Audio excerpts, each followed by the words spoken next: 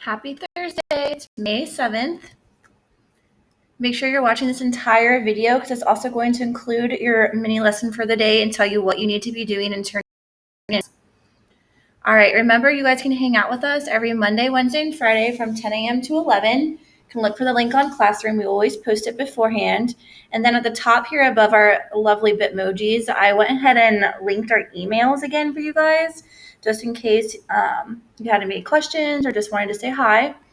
Also with these hangout guys, you don't have to get on for the entire hour. Like you can just get on and say hi, maybe show us like around your house, your pets, like whatever you want to do. We're sitting at home bored too. And then if one of these days don't work for you or in your schedule or you're not awake yet, just let us know and we're more than happy to video chat with you another day. Or like I said, you could just email us. Also with the Hangouts, you don't have to show your face. There's an option where it's just like your icon, your Google icon. So that's always an option for you if you wanted to say hi, but you didn't want to show us your bed head or you just woke up or something. So make sure you come say hi to us. Here's a calendar for the rest of the week. Today, we're just going to be reading another short story and then doing some story element practice. And then on Friday, that's your time to be working on your iReady and any makeup work. Remember, for iReady, you need to have 35 minutes and need to be passing at least one lesson. When it comes to the slides, make sure you guys are turning in completed slides.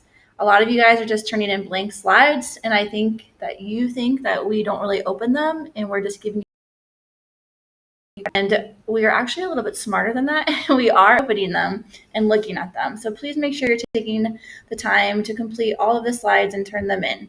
Otherwise, we might start sending them back to you and you're just going to have double the amount of work to do. So just turn in completed slides for us, please. All right, so today you guys are going to be doing a warm-up and you're going to be reading or listening to Duffy's Jacket. It's a suspenseful kind of spooky story. Like it kind of goes along with the landlady a little bit. And then you're going to be doing some story elements practice. Today will take you a little bit longer and it's a little bit more involved. So please watch this entire video and pay attention to what we are asking you to do. All right, for your warm-up today, what is something that brings you happiness? Ignore my typo. What brings you happiness? And then type your answer below. All right, so here's the link to the PDF of the story and then also the audio. So if you guys, for some reason, if the link is not working, because that's just been my luck lately, if you click on the audio option, I actually record myself with the story on my computer screen so you can still follow along. And if you're someone and you don't like the sound of my voice, because I don't even like the sound of my voice, you can mute me and then just like read along on the story that I'm recording.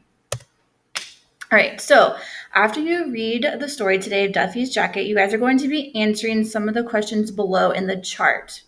All right, so there's 6 questions. You guys should be able to do this, no problem. The first question is, who are the characters? All you have to do is list them below. And then where does the story take place? This is the setting. This is a story element. Where does the story take place? And then what is the conflict or problem in the story?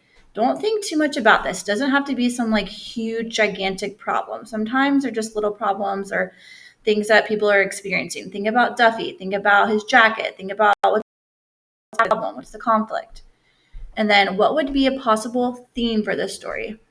Theme always seems to throw you guys off a little bit, but we've been practicing this all year. And we've even spent like 3 weeks of online learning focusing on theme.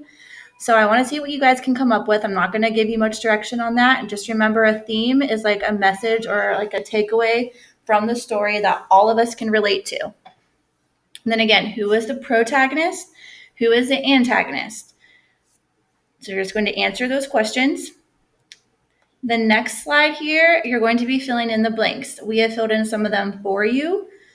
And this is basically like a plot diagram, but I just kind of broke it down a little differently. So you'll see the headings at the top: exposition, rising action, climax, falling action, resolution. It's just like the plot diagram. So I started out filling out the exposition for you guys, and I said the exposition is when the reader is introduced to Duffy and the family dynamic. And that means just like the members of the family and like what their roles are and like who they are. So for the rising action, these are the events like to like the pivotal climax moment of the story. And the first thing I said is that the family goes to the cabin. You need to tell us 2 more events that happened leading up to the climax. So if you need to, go back to the PDF or listen to me read the story again if you're having trouble finding those events in the rising action.